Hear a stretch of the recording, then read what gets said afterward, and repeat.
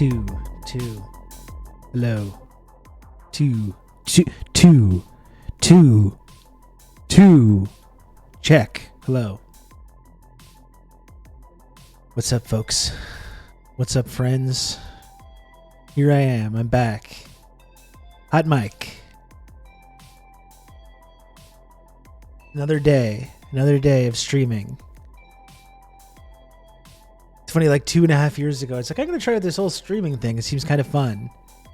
Then like 2 years later, it's just like, here I am again. Hello. It is Tuesday, November 29th, 2022. I'm here again. I'm here again now. Hello. Immediate reaction. Did Senegal deserve the win? I would say absolutely, because they responded. They got the devastating equalizer, right? And immediately responded. And that takes poise, right? That's a winning mentality. That's a winning culture. That's a championship mindset. When you're faced with adversity, you don't go, oh shit, oh fuck. We were winning and now it's tied. Now we're not going to get the win. We're not going to advance. And immediately shrug it off. Immediately respond. Ah, geez. Oh, boy. You know what I mean? That's what separates the winning franchises in any sport. In international sports, in the World Cup, in basketball, hockey, football, baseball, pickleball. Isn't that a new thing now? Isn't that like a popular thing now? Tennis. How do you respond to adversity? Because everyone they're all world-class athletes. They've all done the training. They've all dominated their respective little, circles growing up. They're all professional level athletes. Who's got the mentality, though, to respond to adversity? On the biggest stage of them all, no less. Pickleball is sweeping the nation. I keep hearing about this pickleball. What separates it from badminton? Or it's kind of like tennis, I guess? I don't know.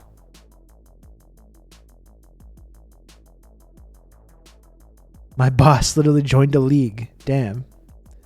This is the first I've heard of it. Sean, pickleball is the craze sweeping the nation. Sweeping the nation.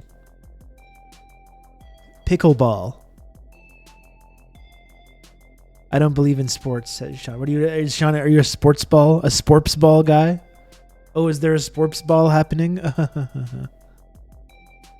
I was actually reading, so I don't go in for that stuff. An enlightened sports ballist. It's like tennis, but the guy from Honey, I Shrunk the Kids shrunk it a little bit.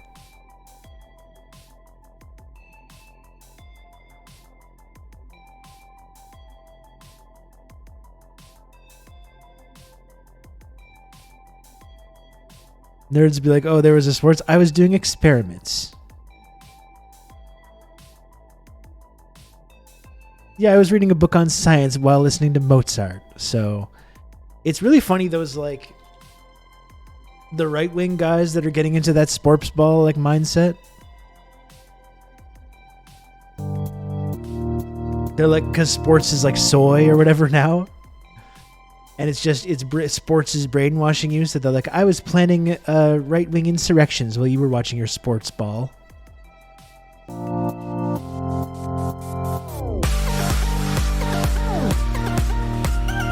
got the top points. Top 10 pickleball points.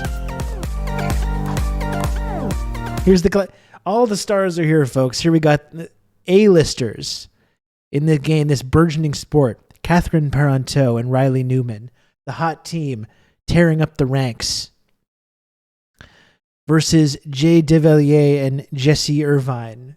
Bitter rivals. A bitter rivalry brewing here. Very exciting.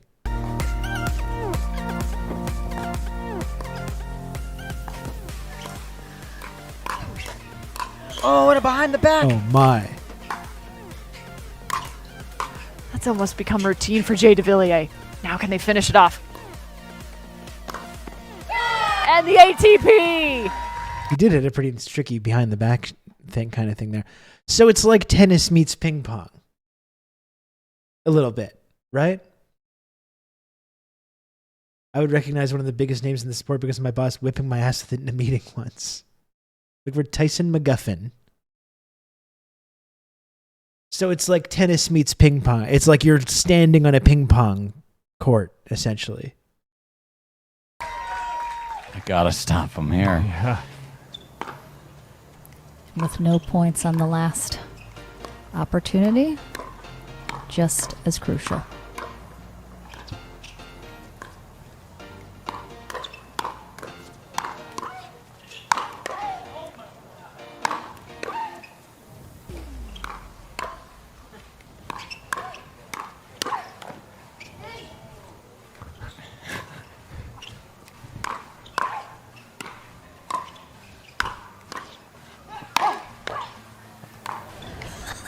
The crowd is... Oh my gosh.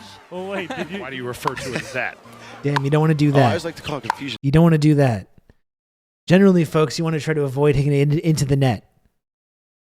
I'm one of these experts. I'm an expert in this hot new sport. You want to try to avoid that. You want to try to avoid hitting the net. You want to get it over there. Ideally. It's minus 18 in Calgary. This is warming me up. Minus 18. Oh no. It should be straight up. Like, it should be illegal to be minus 18. Let's be clear about this. That's just too cold. That's just too cold. Something needs to be done about this. There sometimes is a little bit of confusion between the two partners on who's going to take that ball, especially if the shifting and movement. As we have another great point. Yeah, there's VC investors just like pouring billions into this. They're counting on pickleball to really capture the minds of America. Not so sure that I see it happening. Best point of the match. Is it all teams or is there one-on-one Still going. games? Wow. Still going.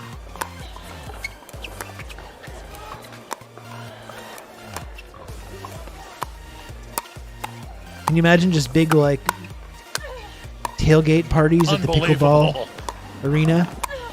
Just millions of Americans crowded outside the massive state-of-the-art pickleball arenas. Slam and brews. Slam and brews outside the stadium. You're cooking up some hot dogs or what have you.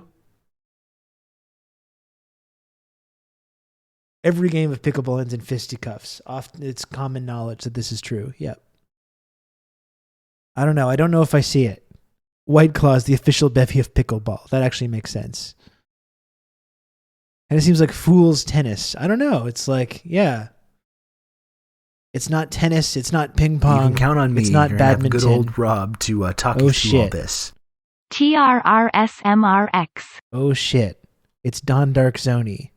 Don Darkzoni himself. Thank you, Don Darkzoni, for the 24 months of Tier 1 and for all the support. And enjoy your brand new, highly exclusive, highly elite 24-month sub badge. No one deserves it more than Don Darkzoni. Maybe a handful of you, but we don't need to name any names. Thank you, Don Darkzoni. Pickleball is popular with the white boomers up here at Del Boca Raton North. Okay.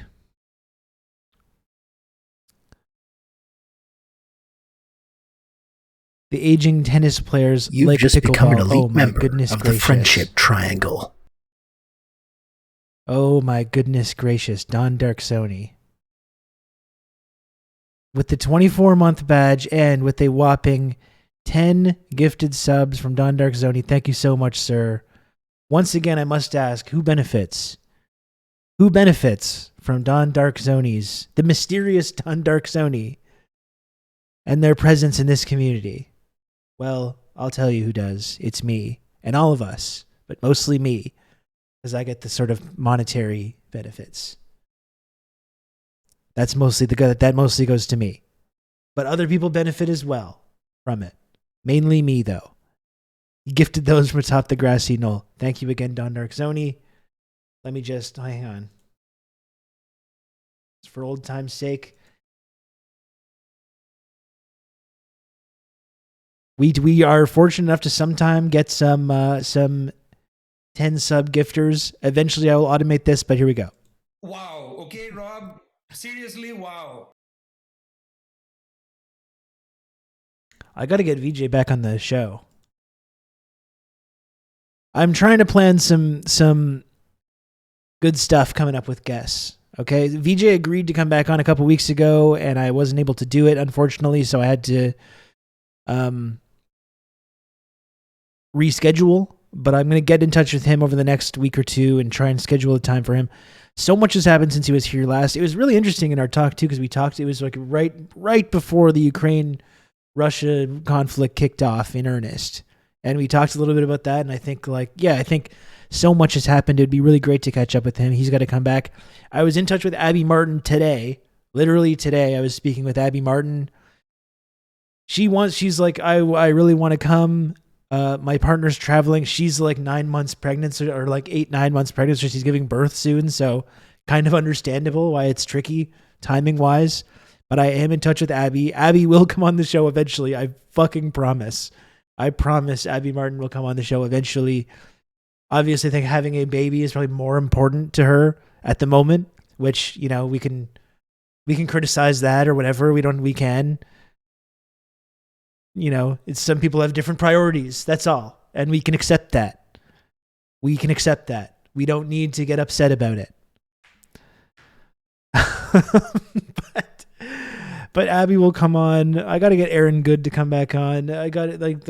I'm gonna be working a little bit more over the next couple of weeks on getting some great guests to come back on the program. Some of the great guests that you've come to know and love. And I will do that. Aaron Very Good, as he's known. That's right. Absolutely. I think that's all the pickleball we need to see. I don't know if we need to see any more of that. I am just waiting for a sandwich. I just spent like almost $30 on a sandwich, and I was having a moment of clarity where it's just like, this is so not worth it. Like, I really should have organized my time better to go get lunch from one of the many establishments very close to me right now. Could have easily just walked and gotten it. I didn't manage my time well enough. I had to get Uber Eats, and it's like $27 for a sandwich. Like, and that's just not good. You know, that's too much. That's too much to pay for a sandwich.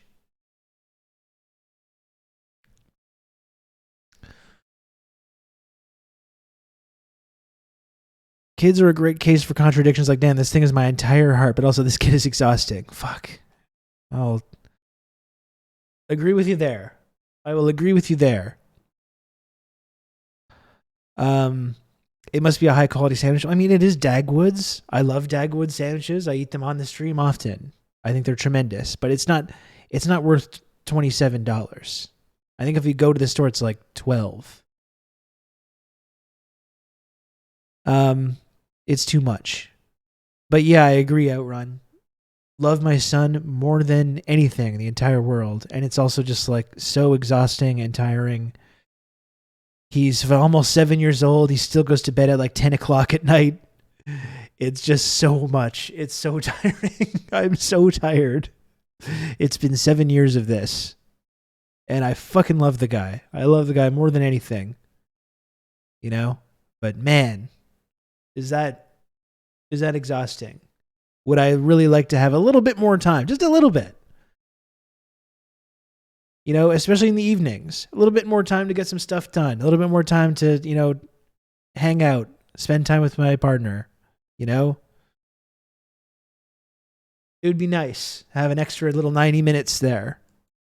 I also have to, I think I talked about this before, but I have to I have to lie down with him until he falls asleep. He still like just won't go to sleep if I just leave him by himself. So I have to lie down with him inevitably, and it's 10 o'clock and I'm old and I'm tired and I'm lying down to bed. Inevitably I fall asleep then. And then I'm waking up at like 10:45, 11, like in this little bed going, and I'm all messed up and I don't know what's going on. And then the little time that you have is gone now because now you've been sleeping. That's kind of what I run up against when I think of having kids. I'm incredibly selfish about my free time. I mean, that is tricky. And as always, there's people that like put pressure on people. Hey, you gotta have kids. You gotta have kids. It's like, you don't have to. If you don't think that you would like that, you should not have kids. You don't need to at all. We got plenty. We got plenty of kids. We're not, maybe in the future because of like microplastics and our decreasing fertility, that might be more of an issue. But as for now, we got 8 billion people on the planet. Like, we're okay if you don't have a kid. It's totally fine. I'm genuinely concerned I'll grow to resent the child, but I'm also a worrier, so who knows. But like Outrun was saying, it's a big contradiction because I would never, ever make a different choice. If I had to make the choice over again, 100 times out of 100, I would make the same decisions. I love my son more than anything in the whole world. So that's the contradiction. It's hard sometimes. It's not easy. It's not always fun.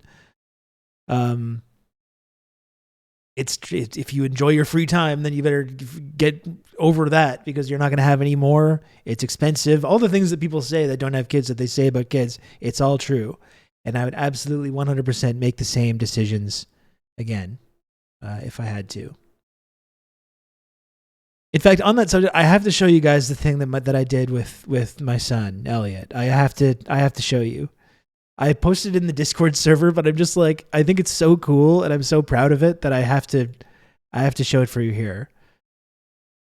Which is, he loves this. He loves stories in general. I've talked about Dr. Jekyll and Mr. Hyde. I showed the little Dr. Jekyll and Mr. Hyde video that we made a couple weeks ago. And one of his favorite stories is the 3 Billy Goats Gruff. He loves this story. I think I'm not totally why he fixates on it so much, but like part of it's he likes the troll. He likes the Billy Goat hitting the troll into the water. I don't know what it is about this story that he likes so much, but he just loves it.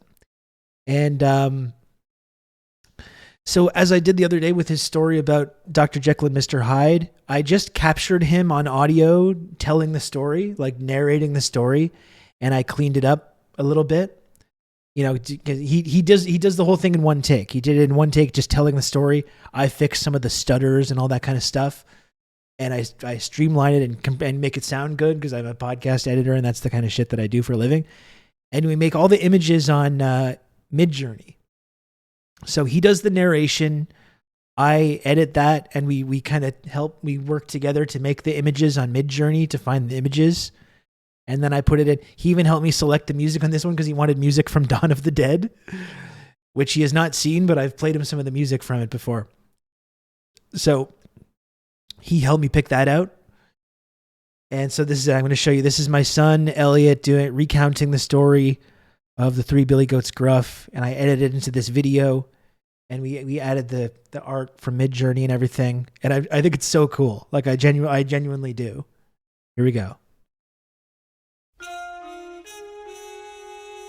Once upon a time, there were 3 billy goats, and they loved eating grass. But one day, they ran out of grass, so they decided to cross a bridge. So little Billy Goat Gruff went trip, trap, trap, trap, trap, trap. But then something roared, "Who's that trapping over my bridge?" A hideous troll jumped out. "Oh, it is me, little Billy Goat Gruff. I'm going over the river to enjoy the grass on the other side." "What? You want to join my grass? That's my grass. I'm going to gobble you up." No, don't gobble me up. I'm only a little Mimi. I will make a good meal. Eat my brother. "Fine," said the troll. "Cross the bridge. Eat that grass." Whatever.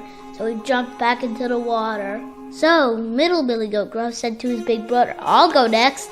So off he went, trotted down the hillside. But Daddy was bigger. It went like this: "Crippity crop, crippity crop, crippity crop. Who's that crippity crocking over my bridge?" "It is only I, little Billy Goat Gruff. I'm going over the river to join my brother on the other side." "No, you're not. That's my grass, and I'm going to gobble you up." "Gobble me up? No. You're making a mistake. You see, my big brother's going to cross the bridge, and then he's gonna make the biggest meal. Fine, cross the bridge and eat your stupid grass, whatever. Great Big Billy Goat Gruff was very happy to see that his brothers were on the other side. So off he went, trotting down the hillside. But he was super big, so it went like this. Croppity-crop, croppity-crop, croppity-crop, crop. Who's that cropping over my bridge? Roared the troll. It is I, Great Big Billy Goat Gruff. I am going over the river to join my brothers on the other side. No, you're not, roared the troll. 'Cause I'm gonna gobble you up. Hey, are you the one who tried to eat my brothers? The one you wanted to eat me? No, I don't think so. You eat nobody today. So take this. And the Big Billy Goat Gruff went running down the hillside and crunched the troll off the bridge. Aye! Splash! He fell into the river. So, Big Billy Goat Gruff went crap the rest of the way on the bridge to join his brothers. The end.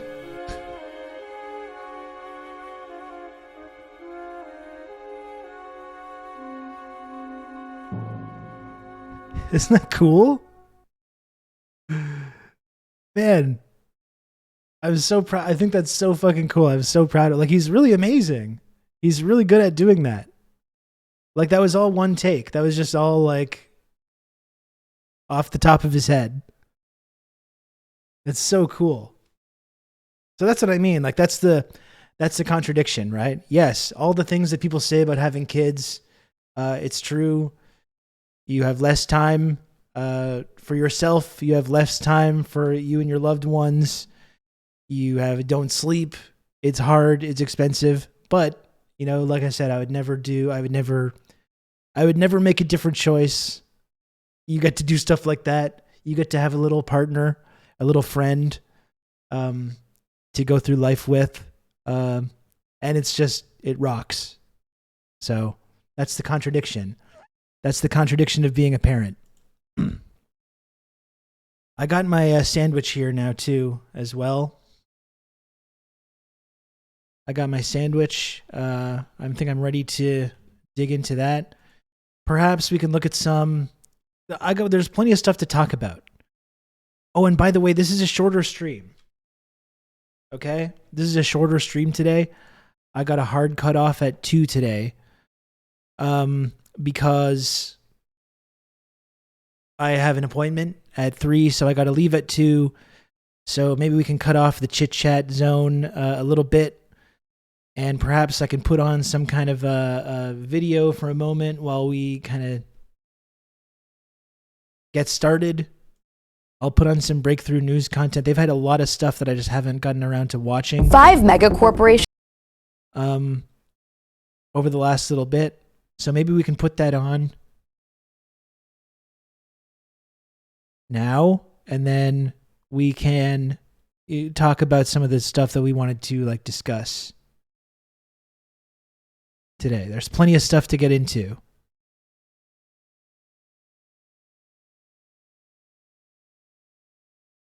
Oh, look, here's VJ. Let's watch this clip. I mean, I wanted to watch this whole. Yes, we can talk about Biden union busting. In fact, that's why I wore my Let's Go Brandon shirt today. Because, you know, I tried to warn people when Biden was trying to pivot and trying to do some okay things. When it comes to weed, when it comes to student debt stuff, people unironically posting dark Brandon memes and doing that shit. And I was like, well, maybe people should pump the brakes on that. And now you have Biden fucking reneging on a lot of these promises. The student debt stuff is up in the air at the moment. The marijuana stuff was nowhere near as revolutionary or as good as it could have been. Only affected a handful of people. And now you have Biden like union busting. Now, like he literally giving a statement being like, I'm a pro-labor president, but unfortunately I have to like bust this union and shut down this strike and legislate these workers back to work because it could disrupt our economy. I kind of think that's the fucking point of having a strike and having a union, but now he's like, doing that. So maybe we can pump the brakes next time on the unironic Dark Brandon posting. So let's watch this clip from Breakthrough News with VJ. Turn to the G20 and its aftermath, which is all about that. And we are very honored to be joined as we continue the conversation by Vijay Prashad, who is the executive director of the Tri-Continental Institute. Vijay, thank you so much for being back with us. I was afraid you were going to say, speaking of Chinese puppets. And then go straight to me. That's me. Yeah. Well, I don't know who I'd be talking to then. You're 100% independent. I was really nervous about that, Eugene, because that was a setup that I wasn't anticipating. Yes, okay. Well, the good news.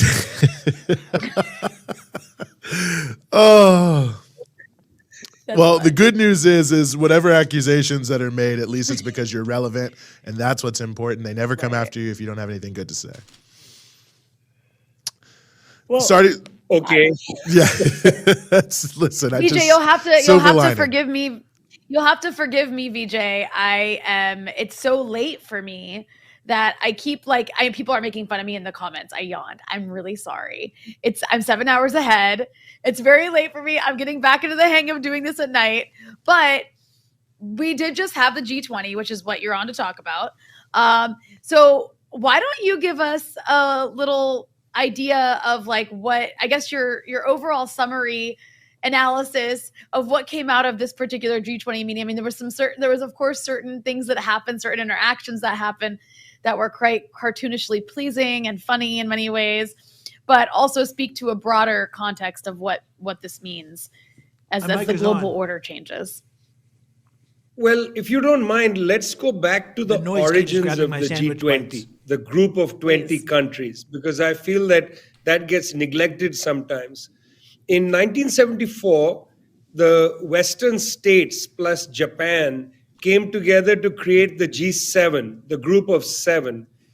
Basically, they formed the G7 to attack the new international economic order, which had just passed in the UN General Assembly, which came from the non-aligned states, given a lot of power by the oil weapon wielded in 1973. The group of seven, in fact, was a reaction to the arrival of a kind of anti-colonial dynamic in many states in the United Nations. Well, group of seven went along from 1974 until about the global financial crisis in 2007, at which point the G7 countries, finding themselves really on the back foot, decided to welcome other states into a much bigger platform, the G20. The G7 countries went begging to China and India, asking them to provide liquidity into the world system, saying that, look, if you do this for us, then we're going to wrap up the G7 and establish the G20 as the effective executive of world affairs, to go around the United Nations General Assembly. Well, the G20 was born. Unfortunately, after the Western countries decided that they had weathered the storm of the financial crisis, they didn't close. Now, I got to say, this sandwich that I'm currently eating, definitely not worth $27. That's just way too much for a sandwich, no matter what's on there. It is excellent, though. It's really good. Dagwoods, folks. If you're in Montreal, highly recommend checking out Dagwoods. I get the signature Dagwoods sandwich. It's tremendous. It was $27 because I ordered it on Uber Eats. Because of Brandon's America and inflation, or just inflation in the Canadian version. Because of just inflation, my Dagwoods sandwich has got an extra $15 delivery fee. Also tipped and everything. Obviously. Very good, though. Very good sandwich. They even messed up my order. They put whole wheat bread instead of white, and it's still very good. I still am very much enjoying it. Down the G7. The G7 represents 10% of the world's population. Important to recognize that. Although controls 50% of the world's wealth. They didn't wrap up the G7. They keep it intact. But they also kept the G20 going as a kind of stepchild. So this was the G20 meeting in Bali, Indonesia. Not much came of it, to be honest with you. It didn't actually advance many of the major issues, the dilemmas of humanity that are plaguing the planet. On the other hand, some important things did happen. Perhaps the most important event at the G20 was that Xi Jinping of China met for many hours with Joe Biden of the United States. Now, this is very important because between the last real meeting of these two countries, United States and China, which took place really before the pandemic set in, before the last major meeting, there's been a great deal of tension. In fact, the United States has imposed a kind of tension-ridden new Cold War against China since President Obama was in the White House. It was important, therefore, for Xi Jinping and Biden to meet and effectively say, let's not pursue this Cold War situation. In fact, the Chinese don't have to pursue the Cold War situation because they didn't actually participate in it. It was entirely imposed by the United States. Very interestingly, also at the G7, Australia's relatively new Prime Minister, Anthony Albanese, also talked about how they cherish the relationship with China and so on.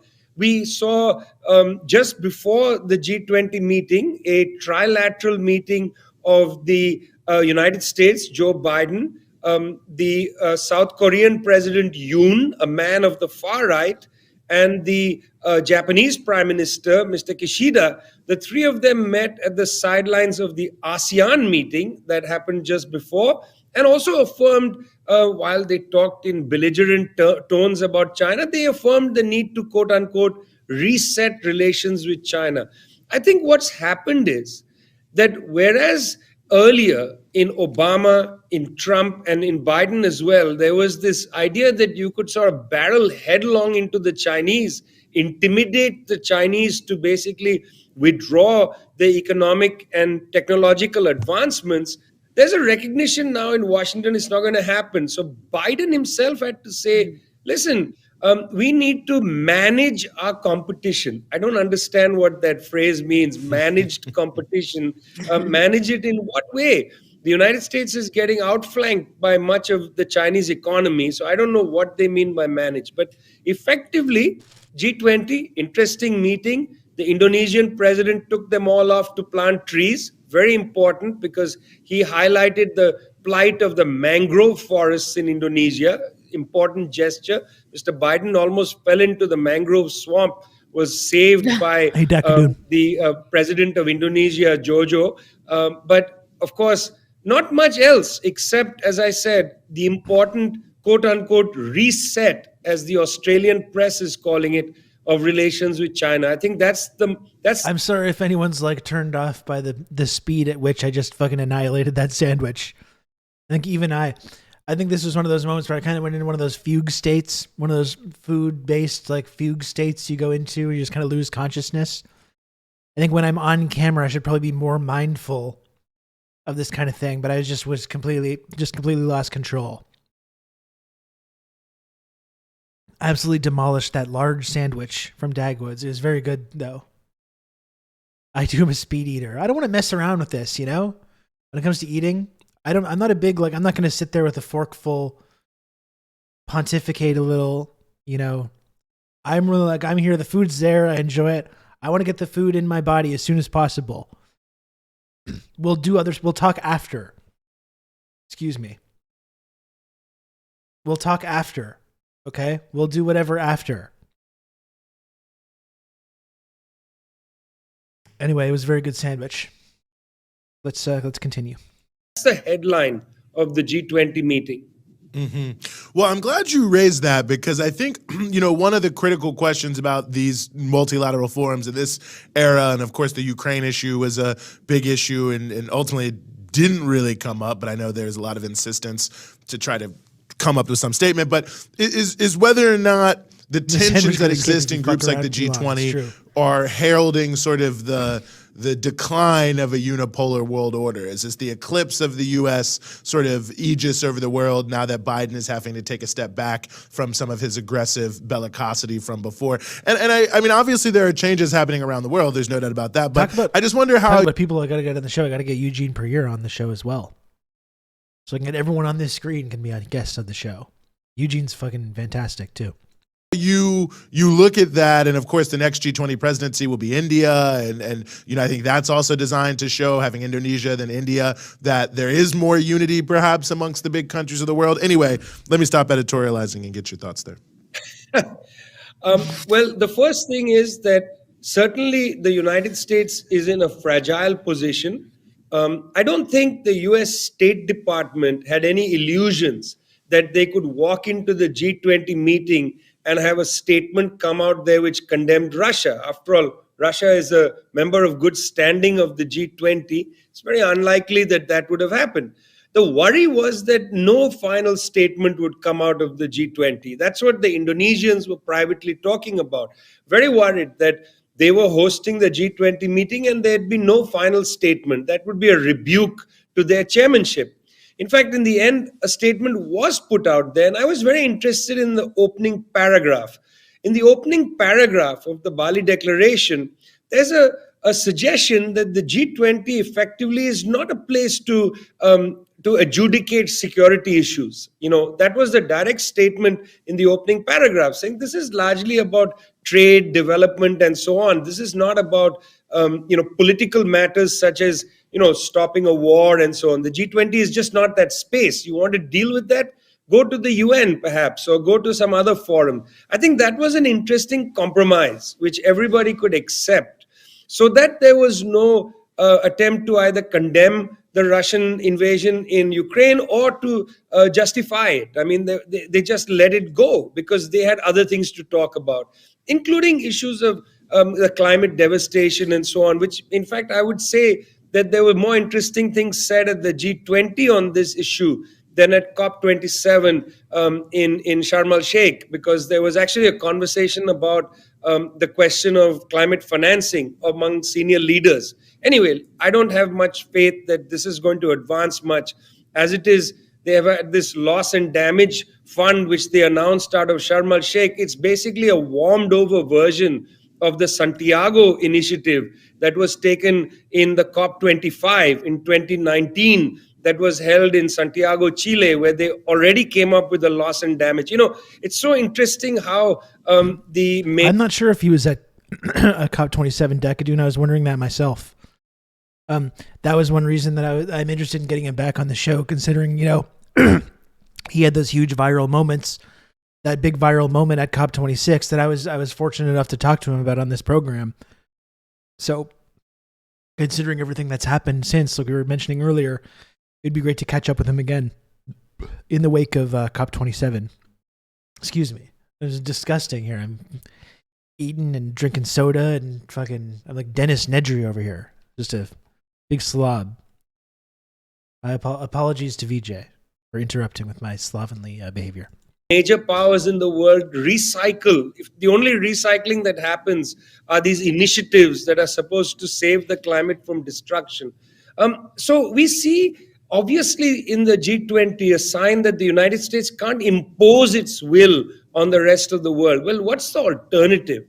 I think too hastily, people are beginning to see a fragmentation of US power and the emergence of new poles and so on. I just don't see that happening. What I do see happening is an increased appetite for regionalism. And perhaps, and I'll come back to this, the emergence of the BRICS. But first on regionalism, I mentioned that the G7 just basically comprises 10% of the world's population, if you add up the population of the 7 countries. But the Shanghai Cooperation Organization, the SCO, founded in 2001, comprises 40% of the world's population. Much larger percentage of the world's people belong to the SCO. Well, the SCO is nothing other than a kind of Asian bloc. It includes large Asian countries like China and India. In fact, it's really interesting that India is part of the SCO with China because it also includes Pakistan, Iran, and so on. Russia, I mean, it is actually a considerable regional body. Lula is going to be inaugurated as the president of Brazil on the 1st of January 2023. Lula was the initiator of CELAC, the Community of Latin American and Caribbean States. When I was in Brazil meeting with the Lula team, they said that while it will be hard to move a genuine social democratic or even left agenda in Brazil internally, because the Congress is basically a right-wing Congress, Lula is going to spend a lot of energy on Latin American integration, in other words, regionalism. So I would just take these two examples of the Shanghai Cooperation Organization expanding, of CELAC, and the various movements to integrate South America and Latin America and the Caribbean. This is the direction in which we are going forward. No more single master, as a certain person said at the Munich security conference in 2007. I'll let your listeners guess who that certain person was. No more single master, but certainly greater regional development. Now, whether BRICS come back, that's another issue. But certainly BRICS is a pale shadow of the hope that was there in 2009. It's very well said. And something else that was really interesting to me, kind of watching the news reports about the G20, was the fact that basically all these international financial institutions were warning that, like the global economic outlook looks so gloomy. It looks really gloomy. We just need to keep tightening our belts. And it's true. I think for these wealthy countries, the economic outlook does in fact look gloomy. And it's just interesting to see that they were so busy talking about Russia, they didn't even offer any ideas of how to deal with their own economic problems. I mean, Europe is facing I don't know if they might already be in one or... That 2007 Putler speech is worth a read. I believe it's the same speech that... God.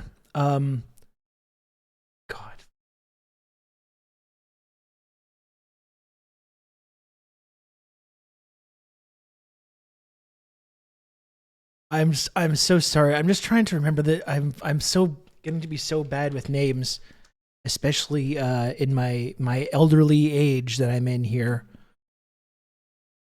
But we spoke about that on the Insurgents podcast. We spoke about that exact speech with Spencer Ackerman. Spencer, why can't I fucking remember Spencer Ackerman's name? It's insulting. I'm sorry, Spencer. But we talked about that. He brought that up in our conversation when we had to sort of understand Putin's mindset and understand the way that Putin is in that speech in 2007, which really freaked out a lot of the foreign policy blob in the United States. I believe he was talking about the same thing anyways. But and the way he pointed out all the hypocrisy of NATO and the hypocrisy of the war on terror, and was just like, we're going to start, we're not just going to let you get away with doing this anymore. We're not just going to stand by while you lecture us about human rights and democracy and stuff, while you go around and bomb and invade other countries and torture people and do all this shit. Not only are we not going to let you do that, but we're in fact going to start making our own mark and using all the same justification that you use when we do it. How about that? How do you like that? That's obviously a paraphrase. That's probably maybe a little bit reductive of what the actual speech says, but I do think if you want to understand what Russia's doing now and what is going on with Putin, it's baby brain, childish nonsense to just be like, he's like Hitler and he just wants to kill and maim and destroy. That's just really childish and a really ignorant way of understanding these big geopolitical events. But you can really understand where the Putin's mindset is and what Russia's view of these things are by looking at some of the speeches that he gave around that time.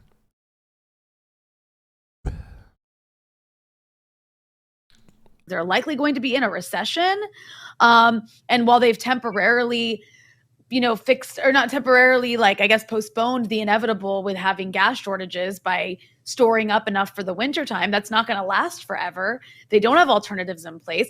It kind of seems like these countries are... Rob is a Putin apologist, left flank vets, known Putlerites.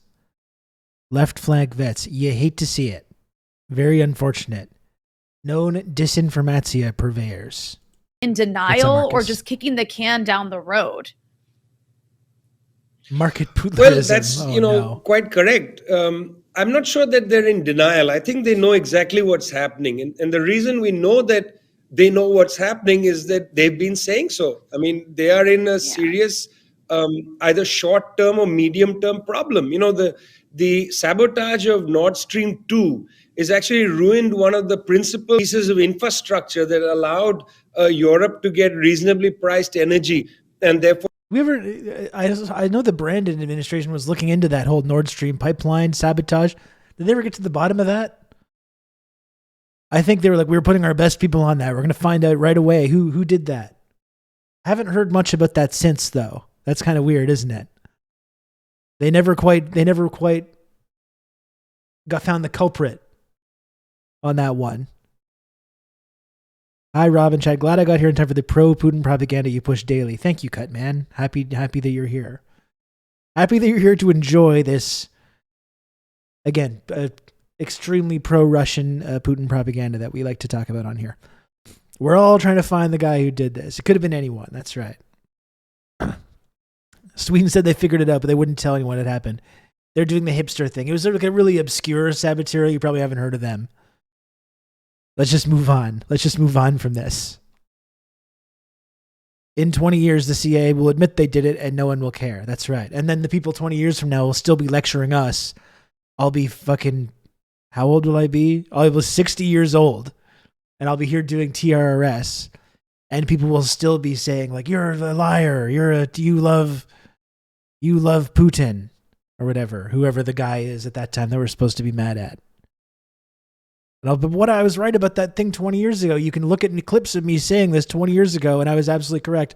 And they're going to say, shh, shh. 60-year-old Rob's stun-locked about some soda. Or whatever. We won't even have soda at that point. I'll be 59, actually. But get rid of that 240-month badge. Yeah, I'll be stun-locked about we'll be debating all the different like bland protein pastes and like bugs that we're supposed to eat now. I like the simulation chocolate covered grasshoppers. And, it's like you get the protein, you get the little kick. And people are going to be in the chat being like, no, I prefer the paste. I want the paste. I liked when I put the paste just into my little food bag and just inject it right into my femoral artery and just skip the whole process.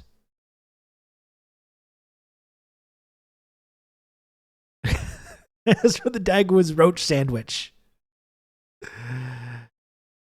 I remember when President Musk 420 started Twitter. Who could forget? Does anyone remember tap water? And it's like, no, we don't. No, we don't remember.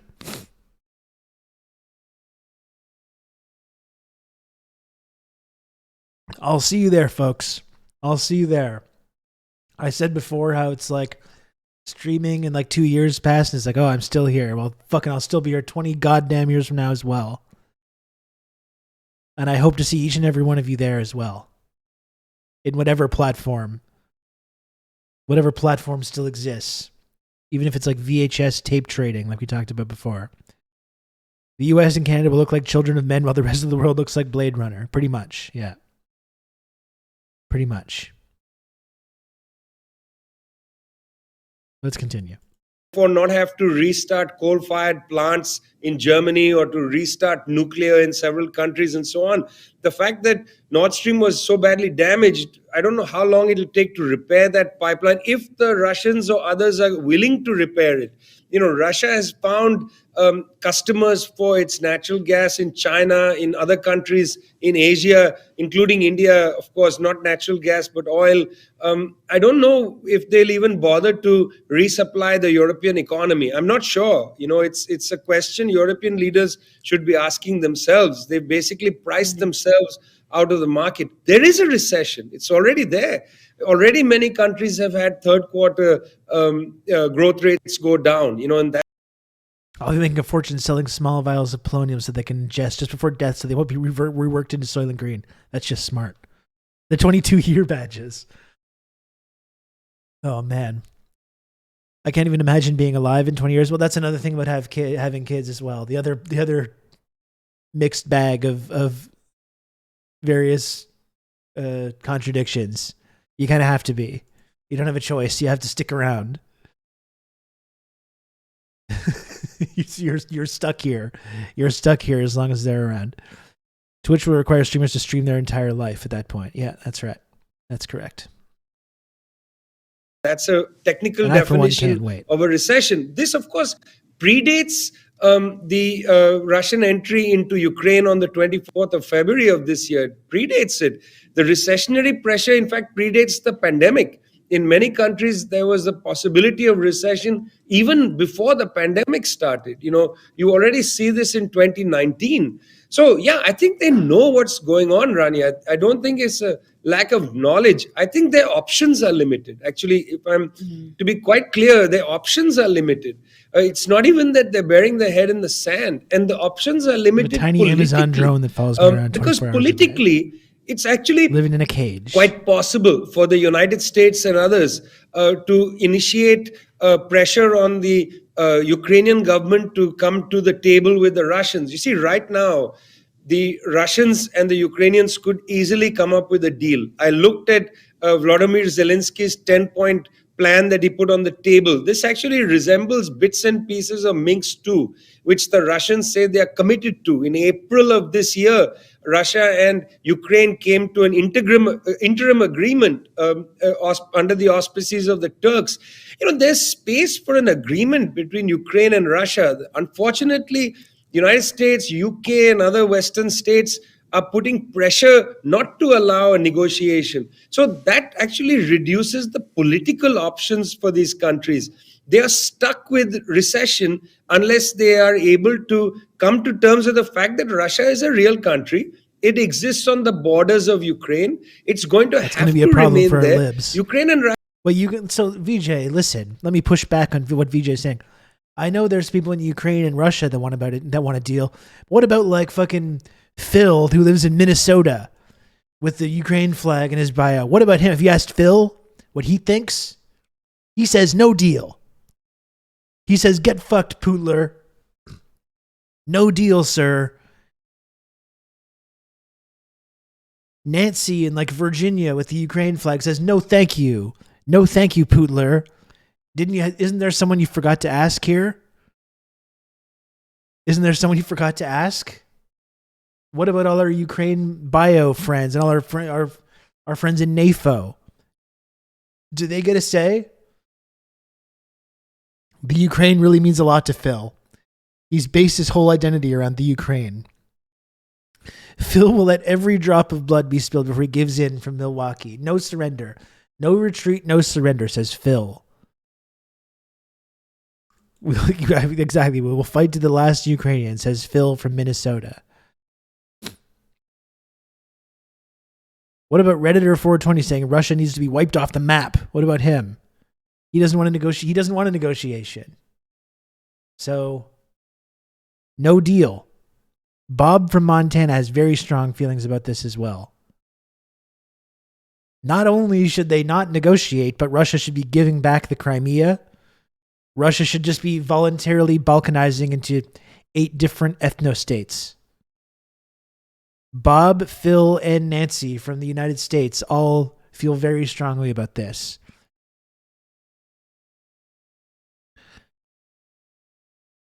So does like fucking Igor Hitler the Third from Alberta as well. Have we asked what a Ukrainian ultranationalist Igor Hitler III, living in Calgary, Alberta, Canada, thinks about this? This is my question. No, we have not. We got Steve from Portland. I'm from Wisconsin. I said kill them all. We need a strong, independent Chechnya in the region for balance. Yeah. Of course. Of course.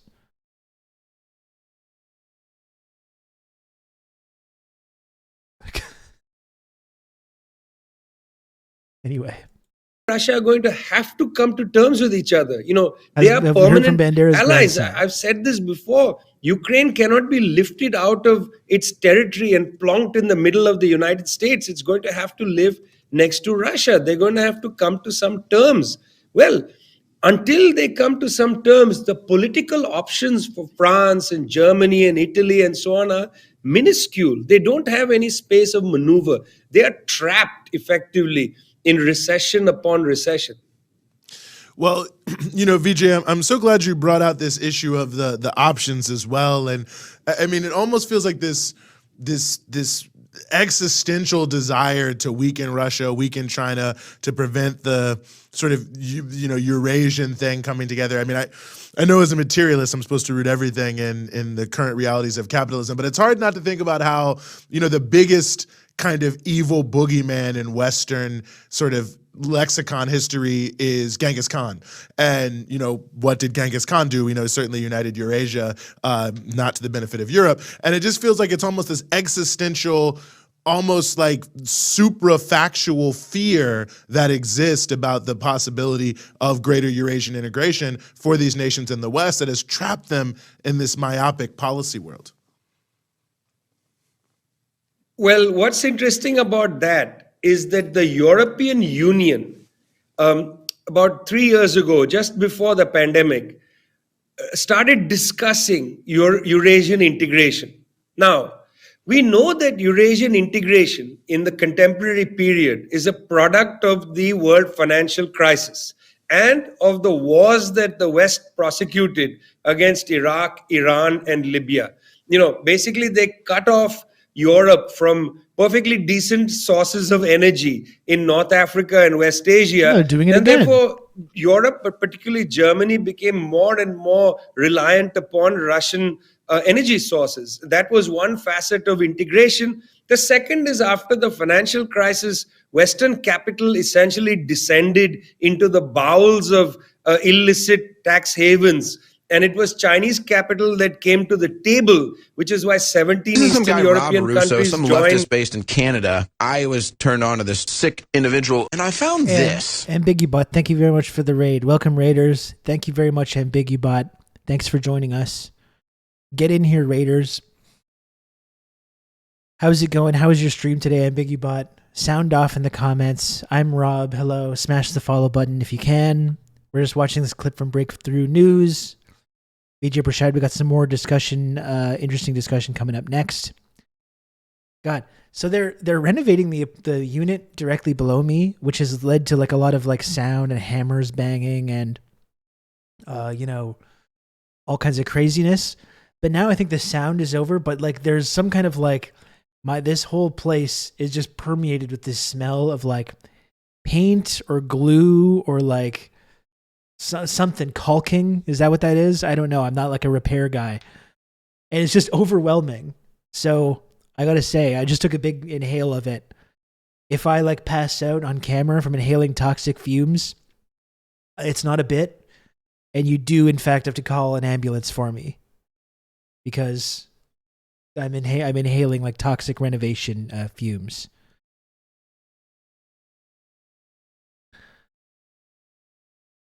I'll just tell you. I'll give you quickly my address and my social security number and my postal code, just real quick, just so everyone knows. You can just write that down. Write that down to make sure you have it, just in case.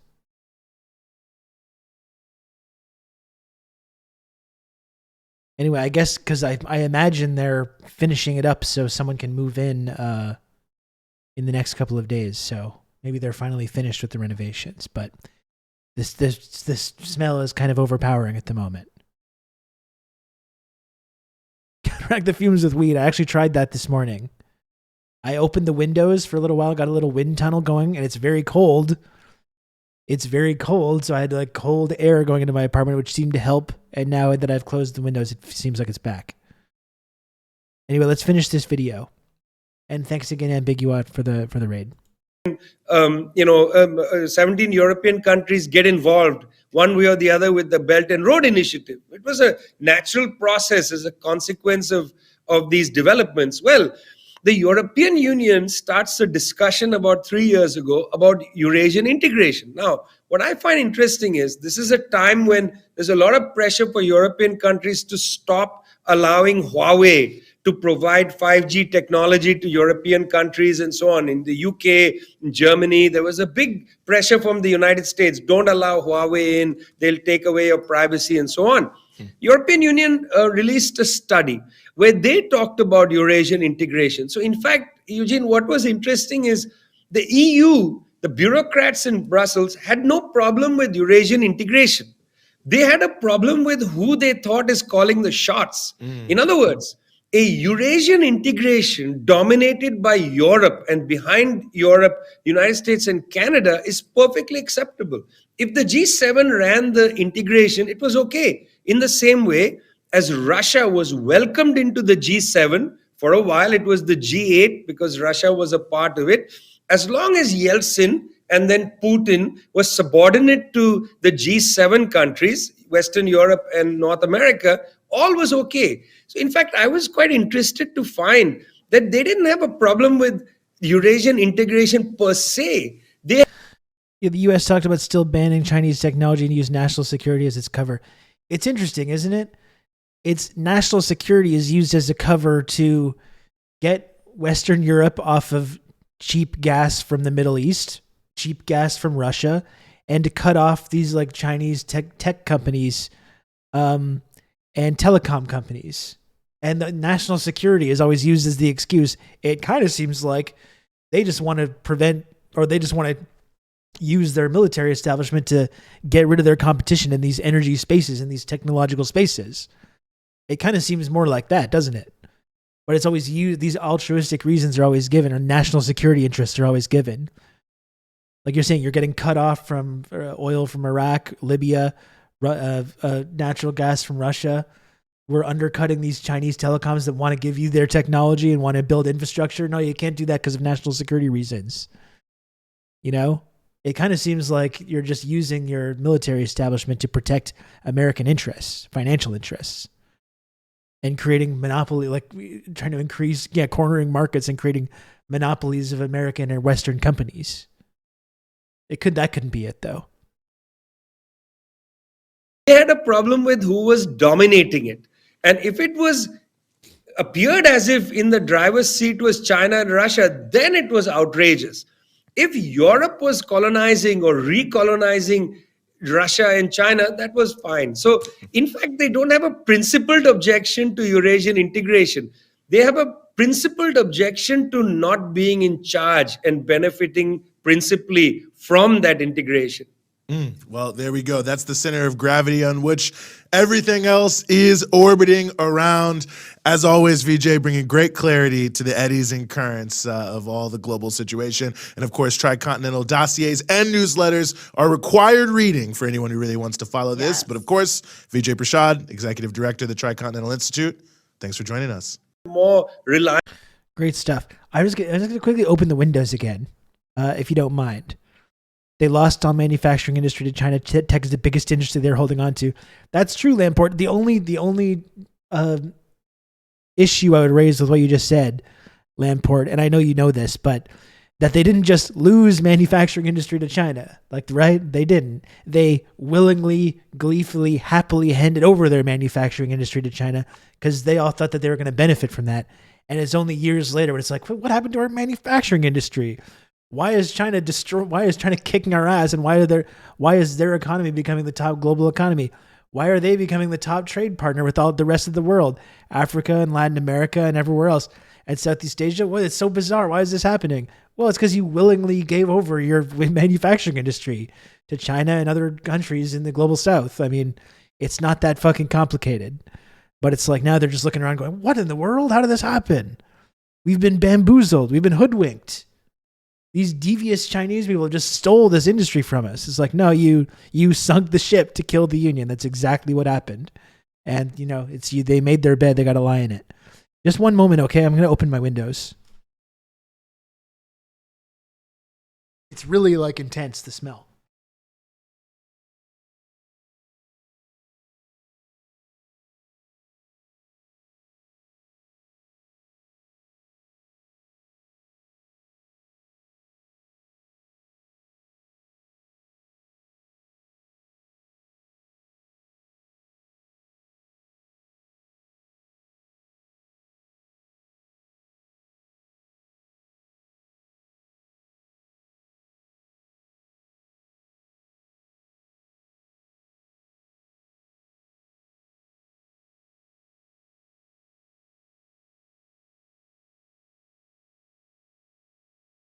there's a smell there. Like as I just mentioned, they're renovating the unit directly under me.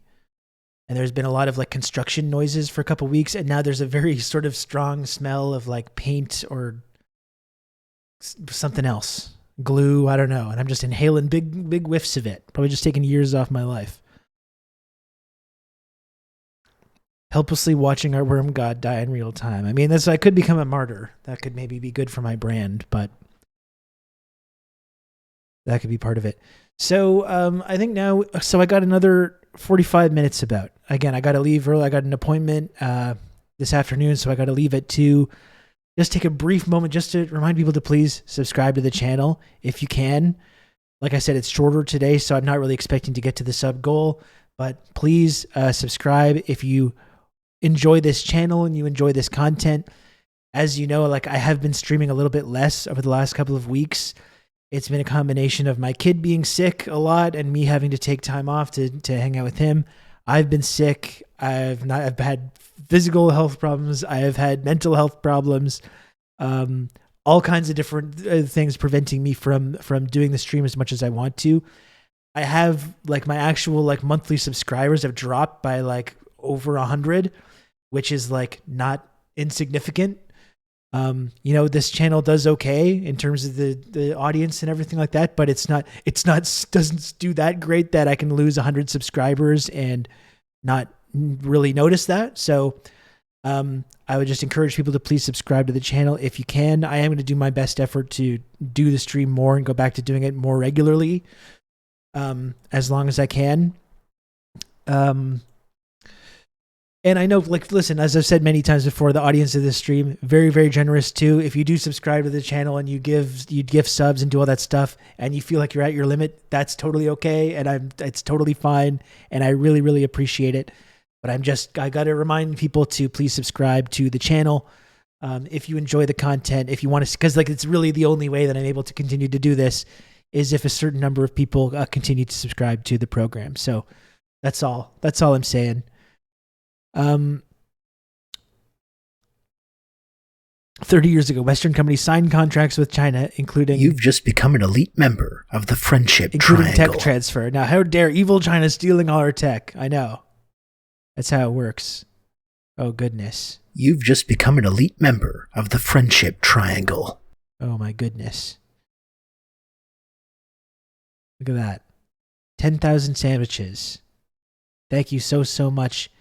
10,000 sandwiches for the 5 gifted sub. And thank you also to Gen X Bushy for the 5 gifted subs. I ate a delicious sub earlier, and now I'm getting gifted subs from the chat. Very, very kind of both of you. And seriously, folks, I really, really appreciate each and every one of you that subscribes to the channel and supports the content and supports the show. It really does mean a lot to me, and I appreciate it a lot. I hope you don't lose sight of that when I'm here trying to like encourage people to subscribe more. That's part of the grind of doing this channel and doing the Twitch stream in general, is you just have to do it.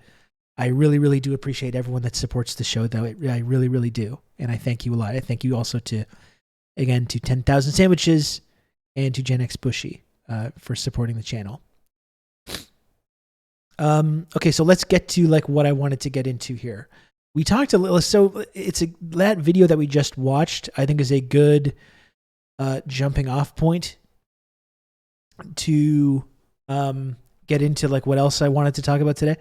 I wanted to talk a little bit about, we talked about it yesterday, but I wanted to get back to China and these protests that are going on and some of the language that we're hearing from prominent people that have identified with the left for decades and decades, including Naomi Klein.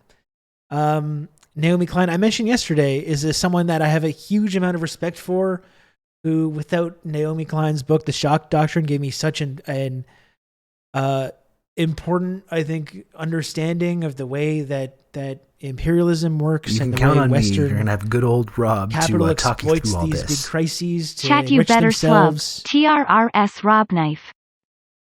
What was that? Oh, Relic, thank you so much. Relic, thank you for the 9 months of Bezos bucks. Very kind of you. And yeah, it's an important reminder as well, if you are watching and you want to subscribe and you've got a Twitch Prime account, you can subscribe completely free of charge, folks. Completely free of charge. It's free. But that's if you want to. Yeah, all of a sudden these anti-COVID protesters are brave heroes and not dangerous extremists. It is funny how that works, isn't it? And just like I wanted to talk about this tweet, and again, I'm trying to balance this as talk about Naomi Klein, someone I have a lot of respect for, and who has been an important person in my sort of journey to the left or whatever. But I have to take issue with this and the way she's describing this. First of all, describing it as market Stalinism. I find that so funny. Market Stalinism. But to take China, like China's current status and everything that's happened in China over the last couple of decades, and to just kind of hand wave that away by describing it as a techno-dystopian sweatshop to the world. She says, if techno-dystopian sweatshop to the world is your idea of socialism, man, we're more screwed than I thought. Thinking people, do not leave this to the right. And that's an interesting turn of phrase there, which we're going to get to as well. But like this techno-dystopian sweatshop to the world. And this to me is why I think it's important to understand and to deprogram ourselves of this kind of like paternalistic Western chauvinist mentality about these things. Oh, the thought police are here now. The thought police are coming to arrest me. Brandon's America. Communist Trudeau's Canada. I'm here trying to talk about this. The China-loving Trudeau government is coming here to arrest me now. Very unfortunate. I believe she took the market Stalinism term from John Fisher's Capitalist Realism, which has some good points and then some truly stupid shit. Well, that sounds about right. Here's what I would say about this. Like when you take China and you take all the accomplishments of China away, and you dismiss that as being techno-dystopian sweatshop to the world and say it's not socialism. You know, Canadians and Americans saying what is and is not socialism, I think that's a little problematic in and of itself, considering we have no history of building socialism in our countries whatsoever. And many people like Naomi Klein have spent now decades in the trenches and advocating for this kind of incrementalism. I talked to Naomi Klein on my podcast, and she talked about all the ways that like the Biden administration kind of was incrementally moving in these positive directions. And they participated in the Seattle protests and Occupy Wall Street and all these various things. And for 20 years, they've been doing this, and we have not come close to building socialism. We have not even approached this. We haven't even come close to building one iota of anything resembling socialism. So I'm a little skeptical about lecturing people in China or Venezuela or Cuba or North Korea about what socialism is and is not. But it's also another thing that's like what I mentioned yesterday. Someone was asking me about my thoughts about China yesterday and how you just have to talk about the advance of like the last 30 years and the incredible world historic development that's happened. And to understand that like building socialism, it's not just happening in a vacuum. China is not the United States. China is not Canada. Look at where China was 30 years ago when some of these market reforms were made, and look at where China was at the end of World War II. This is a fucking incredibly impoverished country, lost 20 million people in World War II and in the civil wars that were being fought kind of simultaneously.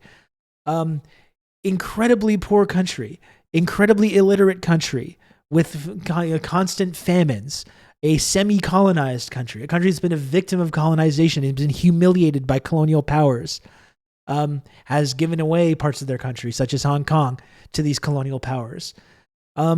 These are the conditions that they're working with to build socialism. And you can point to mistakes that have happened. You can point to bad things that have happened. You can look at China now and say, well, that's not socialism to me. But it's like, that's losing that context is completely, I think it makes your whole point totally irrelevant when you're not keeping that context in mind about how this development has happened. And you look at the last 30 years, the incredible, amazing development in infrastructure, these massive like futuristic cities being built, this massive high-speed rail system that's been built over the last 15 years, like world historic, unprecedented. These are amazing accomplishments. Huge, vast like increase in literacy, huge increase in life expectancy, eliminating extreme poverty. You know, these are all incredible accomplishments.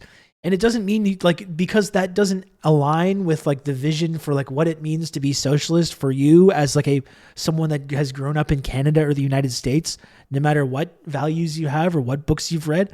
That I think is ignorant. It's Western chauvinism, and it's certainly not a sort of dialectical materialist understanding or historical materialist understanding of how these processes have developed. And these conditions that socialism has been built under, and it's like just dismissing all these amazing gains as just being, well, it's techno dystopian sweatshop to the world.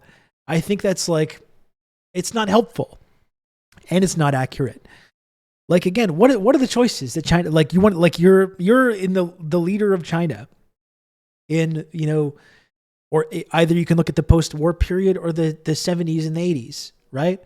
What do you have to work with? How do you build socialism when you're poor? When your country is poor? Rob to talk you through all this. When the vast majority of Rob. Hi, chat.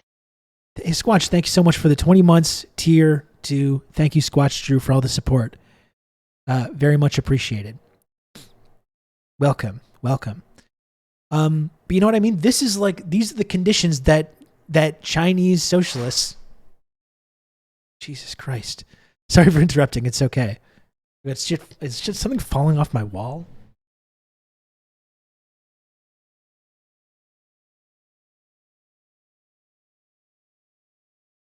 What was that? She's in the immune to propaganda gang now, of course. This is my point, though. This is my point. These are the conditions that they had to build socialism with. It's like even China, even after the Mao period, I mean, after the Cultural Revolution, after this process has begun of building socialism, which had made mistakes, which led to bad things happening. I think the way Deng Xiaoping and they described Mao's period as being 70% good, 30% bad, or something along those lines, led to a huge increase in literacy, led to a couple of important improvements and important developments, also made mistakes as well during that period. But like this is the conditions you have to build socialism with. Your country's vastly, like a huge population, big, vast population, almost 1 billion people. Now, obviously, over 1 billion people. I don't know what it was around the late 70s. Incredibly poor, incredibly impoverished, right? These are the conditions you have in order to build socialism. Not only that, but you have the constant threat of Western interference and imperialism. So when you're even trying to build socialism, as Vietnam did, as Cuba did, as Korea did, you have the constant threat of invasion, subversion, overthrown governments, and these covert CIA campaigns to destabilize and destroy your country. These are the conditions that you have to work with. So I know like you can look at the decisions that were made in this period, and that might not be good enough for like Western leftists like Naomi Klein. But to me, I think in those conditions, with all this, everything stacked against you, all the odds stacked against you, and all the difficulties and all the contradictions that you have to deal with, the fact that over the last 30 years that they've been able to develop in this way, that they've been able to have this massive increase in infrastructure, life expectancy, living standards, the loss of poverty, and still a very poor country overall, still very poor. But just the advancements that they've managed to make.